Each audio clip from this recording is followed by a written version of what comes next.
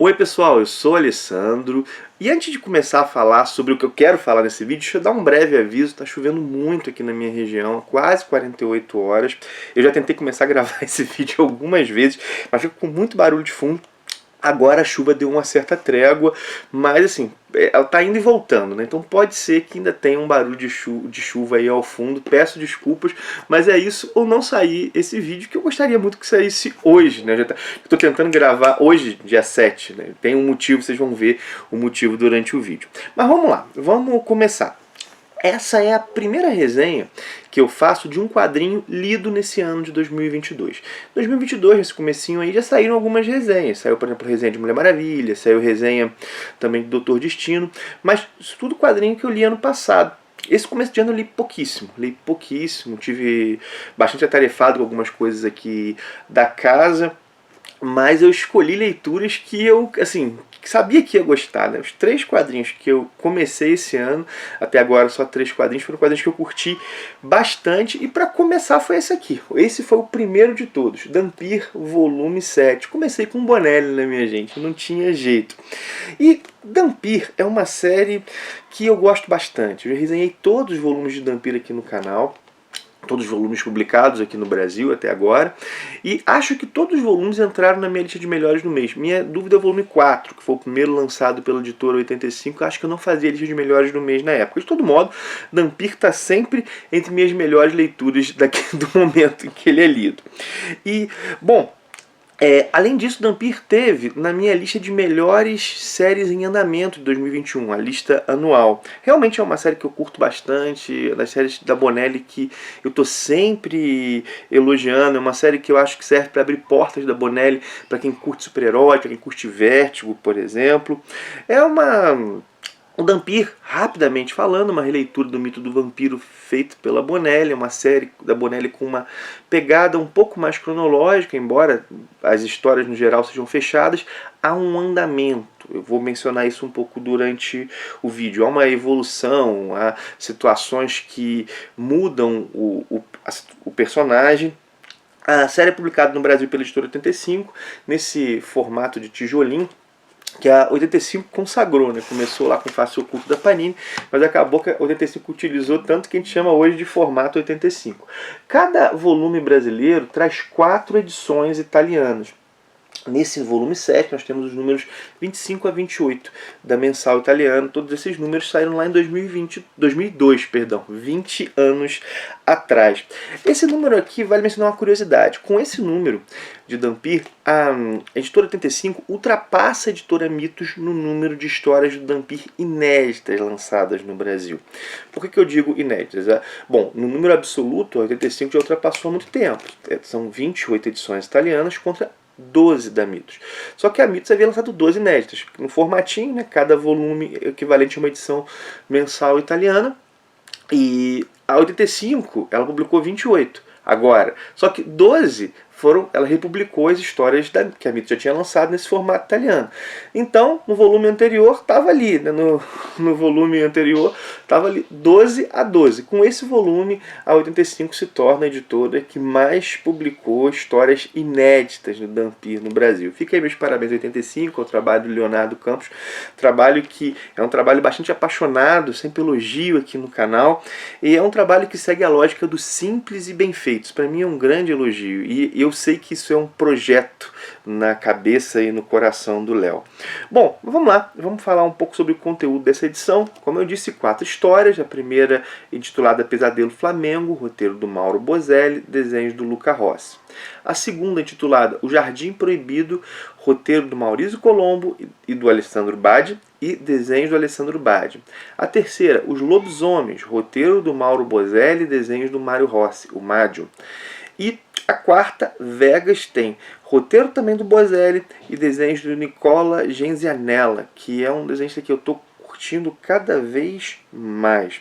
Mas vamos lá, entrando no conteúdo, mostrando um pouco dos desenhos para vocês enquanto eu falo, vale dizer que o Dhampir, ele é o seguinte, é uma série que tem uma ambientação, o mundo como ambientação.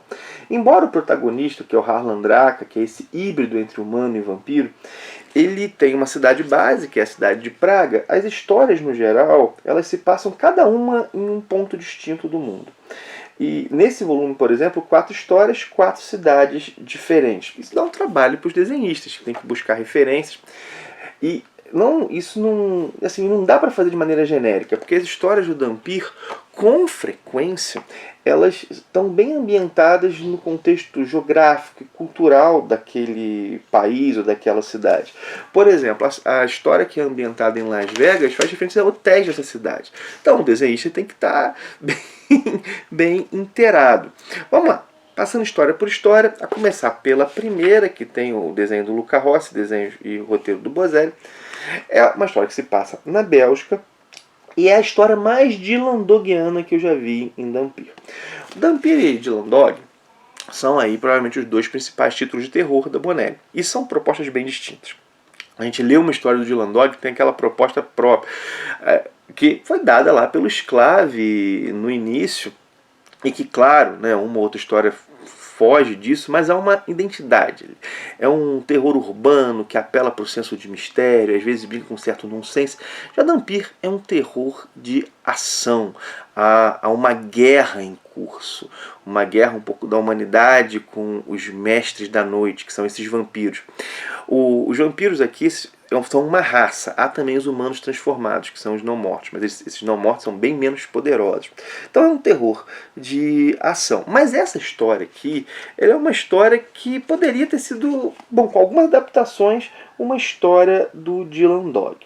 Nós temos uma situação onde nós temos mortos aparecendo, todos da mesma idade, todos estudaram na mesma turma, na escola, são todos idosos, e essas mortes parecem estar relacionadas ao momento que a Bélgica esteve ocupada pela Alemanha nazista. É uma trama que não envolve os mestres da noite e que eu achei que o desenvolvimento foi melhor do que a resolução. A resolução foi daquelas corridas... Isso às vezes isso acontece com certa frequência nos títulos da Bonelli. O desenvolvimento ótimo, e no final se corre um pouco. E é tudo rápido. E acaba que o drama da situação do chamado protagonista acaba sendo pouco explorado. O ponto alto, ao meu ver, são as relações entre os personagens. Principalmente um idoso que nós vemos o olhar dele quando criança. Bom, está remetendo à época está remetendo ao passado, como eu disse, está ligado lá aquele contexto da Bélgica ocupada. Nós vemos o olhar dele sobre criança para as relações na casa dele. E é uma história que tem um mistério aí ao fim, que eu acabei, aquela coisa de intuindo um pouco antes, mas tem uma surpresinha no final. O final é bem coerente com o que veio antes, só foi rápido. Bom, a segunda história também não envolve um mestre da noite, porque Dhampir, embora tenha histórias, como eu disse, né, essa grande trama, ele vai ter outros elementos de terror também. Essa primeira história teve alguns, essa segunda, que é intitulada O Jardim Proibido, tem outros. Essa se passa em Praga. E temos nessa história a Tesla. A Tesla é uma parceira vampira do Dhampir, que se volta, ela é uma não morta, né? Não é uma mestre da noite, mas que se volta contra os próprios vampiros. O Dhampir tem 2 parceiros. E o destaque é a Tesla. Ela acaba, sem querer, libertando um mal que pode trazer sofrimento para diversas pessoas. E eles vão ter que lidar com isso. Essa é a mais simples das histórias desse volume. Ainda assim tem algumas ideias interessantes. Inclusive a Tesla passa por uma experiência muito intensa. Nós só vemos que ela vai passar, isso não é mostrado para o leitor o que de fato ela viveu, mas é algo que pode ter fortes impactos futuros. Mas, se alguém ficasse só nessas 2 primeiras histórias, essa segunda história vocês estão vendo aqui os desenhos do Alessandro Badi. Se alguém ficasse só nessas 2 histórias, perderia o melhor da edição. São 2 histórias legais, mas que estão longe, ao meu ver, da média alta da série, dos pontos altos, dos picos da série. Quando a gente pega as 2 últimas histórias do volume, a coisa muda de figura. Essa história aqui, Lobisomens, por exemplo, é ótima. Essa é uma história que já vai estar mais diretamente relacionada ao passado do Harlan Draka, que é o Dhampir, o protagonista. É uma história que vai falar sobre o pai dele, a história que se passa no século XVII, no contexto da Guerra dos 30 anos, que a gente pensa logo assim, vampiros contra lobisomens, né? Porque o título é lobisomens, mas não é bem isso. Lobisomens aqui, isso não é um spoiler dado logo no início da história, é um título dado a um grupo de camponeses que lutavam contra a guerra, ou melhor, eles lutavam contra os males da guerra que acercavam os seus. E para eles não havia tanta distinção entre aqueles que, do seu próprio reino, vamos colocar assim, que lutavam supostamente por eles e os adversários. Era a guerra massacrando suas esposas, era a guerra destruindo suas plantações. Eles queriam tocar sua própria vida e criaram uma força de resistência. E é uma história que mostra como que a guerra afeta as pessoas comuns e como que eles são atingidos mesmo por aqueles que supostamente estão ali para protegê-los. E são pessoas, como eu disse, não estão pensando nos motivos dos poderosos, mas querem tocar a sua vida, querem ter paz para viver e que resistem aos males da guerra. Ao mesmo tempo, essa é uma história que fala sobre o pai do Dhampir, como eu disse, que é o grande antagonista da trama. E para o Dhampir, por Harlan Draka, saber do seu pai, saber do seu passado, é conhecer a própria origem. Saber a sua origem é saber sua identidade. Ou seja, saber o que foi é saber o que ele pode vir a ser. A quarta história também é ótima. É a história intitulada Vegas, que tem os desenhos do Genzi Anella, que eu já elogiei aqui. Bom, vocês estão vendo, né? Os desenhos são ótimos. E, gente, essa uma história, o nome já entrega, se passa em Las Vegas. É uma trama de mais ação que se passa em Las Vegas. E como é que é uma sinopse? Né? São algumas mortes temáticas ligadas ao sobrenatural nos hotéis de Vegas. Por exemplo, um hotel que simula o Egito, um casal, logo no início. Ele é ameaçado entra num quarto, parece que está numa tumba egípcia. Aparecem também dragão num show supostamente da Távola Redonda. Então, gente, são diversas mortes ligadas ao sobrenatural. E a ambientação aqui está muito boa e ela é fundamental para a história. Inclusive o Bozelli pesquisou bem algumas coisas aqui que envolvem a história de Las Vegas.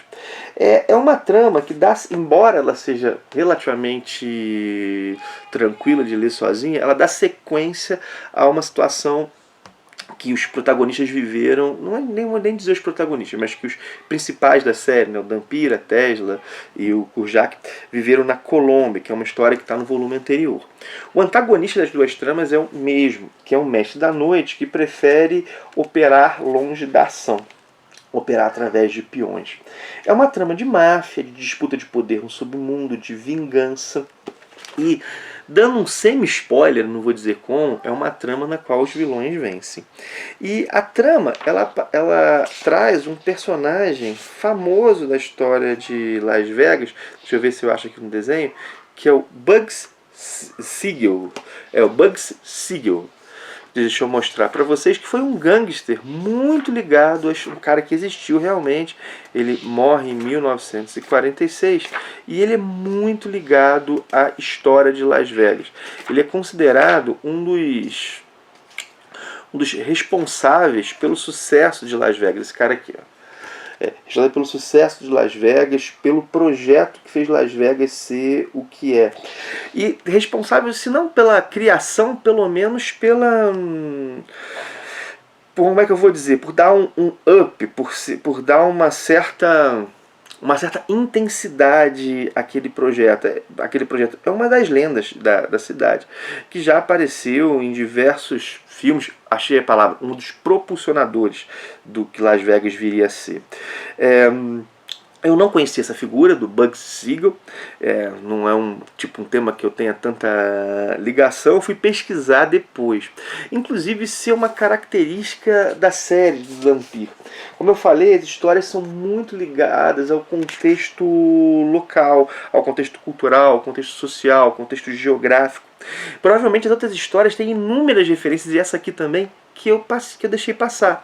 Porque o que acontece? O Bozelli e o Maurício Colombo, eles não botam as histórias ali de maneira, as referências ali de maneira, gente, didaticamente está aqui a referência. Não. Eles estudam e criam a partir daquilo.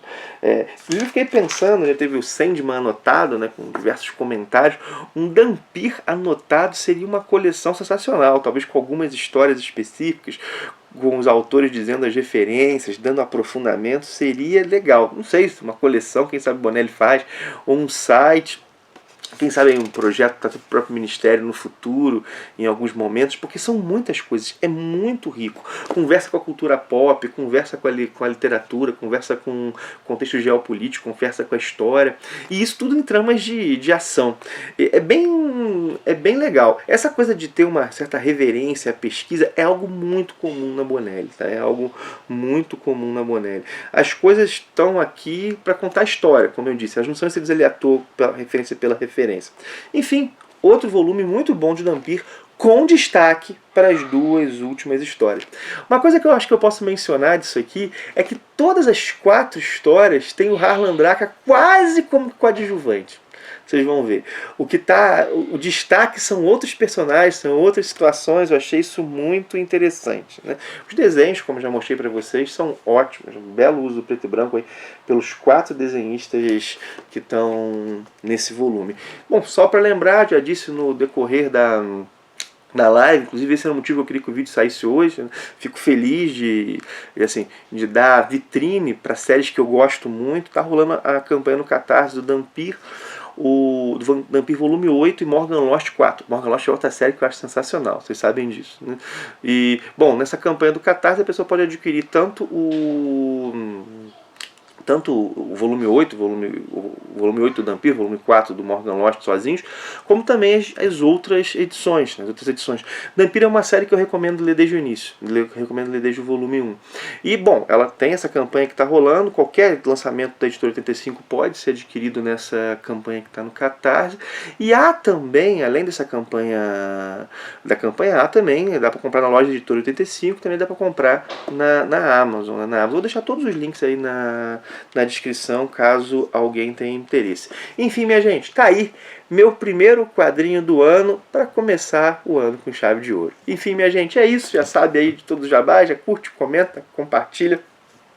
Curte, comenta, compartilha. Tem os links da Amazon, da Panini aí. Para fazer alguma compra nessas lojas usando esses links, ajuda demais o canal a se manter e a melhorar. É isso, minha gente. Um forte abraço e até o próximo vídeo.